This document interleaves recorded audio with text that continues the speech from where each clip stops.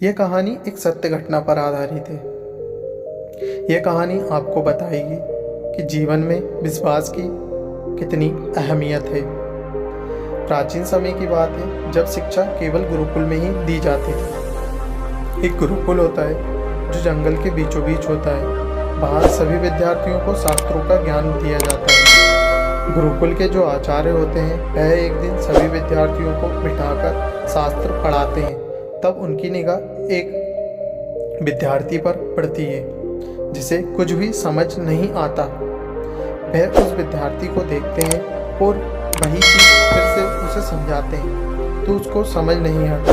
फिर आचार्य उसे एक वृक्ष के नीचे बुलाते हैं और कहते हैं, पुत्र तुम यहाँ बैठो, मैं तुमसे कुछ पूछना चाहता हूँ।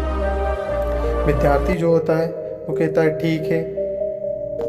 फिर आचार्य कहते हैं तुम मुझे अपना हथेली दिखाओ। जब आचार्य उसकी हथेली देखते हैं तो उससे कहते हैं तुम्हारे हाथों में शिक्षा की लकीर नहीं है, तुम कभी भी शिक्षित नहीं हो पाओगे, तुम्हें अपने घर वापस लौट जाना चाहिए।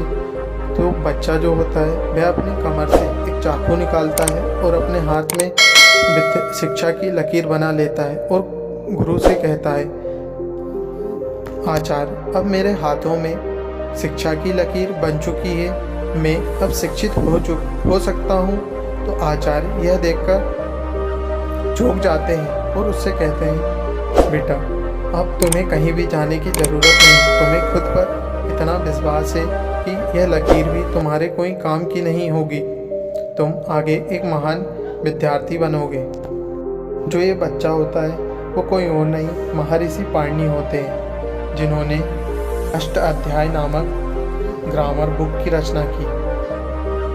यह कहानी हमें यही सिखाती है कि खुद पर यदि विश्वास हो तो हाथों की लकीरें भी बदल दी जाती हैं। सभी महान लोगों को खुद पर विश्वास होता है, वे कभी भी यह नहीं सोचते कि मेरे हाथ में यह लकीर नहीं है। इसलिए स्वयं पर विश्वास रखें।